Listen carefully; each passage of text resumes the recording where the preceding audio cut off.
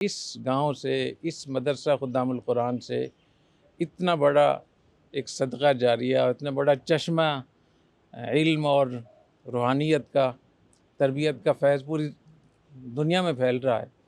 تو اس کا آپ لوگوں کے لیے ہم بہت، ہمارے دل میں قدر ہے بہت۔ اور یہاں ماشاءاللہ مجھے 7 سال یہاں گھروں سے، یہاں چونکہ مدرسے میں کھانا پکتا نہیں تھا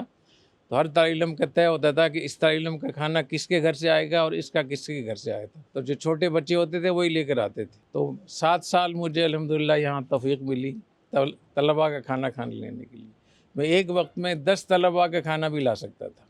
3 چنگیریاں اس ہاتھ پہ، 3 اس پہ اور 3-4 سر پہ۔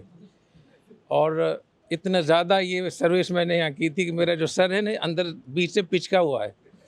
تو انہوں نے دیکھا عثمان نے کہ کیا ہوا، میں نے کہا یہ میں نے اتنا سال میں نے سر پہ روٹیاں رکھ اتنے میں نے ڈھوئی ہیں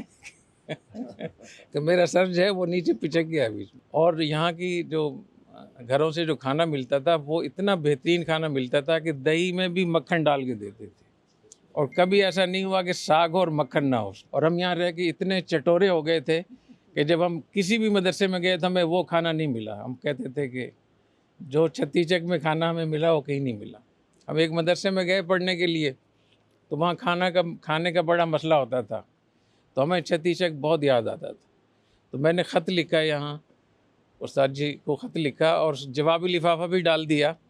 اس میں اس مدرسے کا نام لکھ کر نا، جو میں نے پتہ لکھا نیچے لکھا مدرسہ دار الجوع والفقر یعنی بھوک اور فقر کا گھر۔ اچھا وہ ڈاک پہلے محتم صاحب کے پاس آتی تھی، پھر ہمیں ملتی تھی، تو وہ محتم صاحب کے پاس جب گئی تو انہوں نے لفافے پر دیکھا کہ بہت موٹا موٹا لکھا ہوا تھا، میرا خط بھی بہت اچھا تھا، مجھے بلا لیا، انہوں نے کہا کہ آپ ہمیں کہاں کہاں بدنام کرتے پھر رہے میں نے کہا استاد جی میں نے ایسے ہی مزاح لکھ دیا تھا۔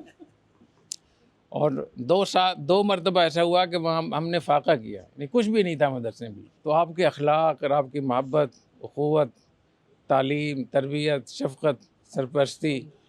وہ ہمیں ہمیشہ یاد رہتی ہے اور ہمیشہ ہم تذکرہ کرتے ہیں۔ اس عمر میں کوئی دن ایسا نہیں جاتا جب چھتیس چک کا تصور ہمارے پاس، ہمارے اس میں نہ ہو۔ ماشاءاللہ مفتی صاحب ان حضرات نے اپنے جو کھیتوں میں جتنی بھی چیزیں ہوتی تھی وہ طلباء کے لیے مباح نہیں، بلکہ یہ چاہتے تھے کہ طلباء آئیں۔ اگر کبھی ایسا ہوا کہ ہم کسی ایک کھیت میں نہیں گئے گنے کھانے کے لیے یا اس کے لیے، تو وہ کہتے تھے کہ پتہ نہیں اللہ ہم سے ناراض ہو گیا، طلباء نہیں آ رہے۔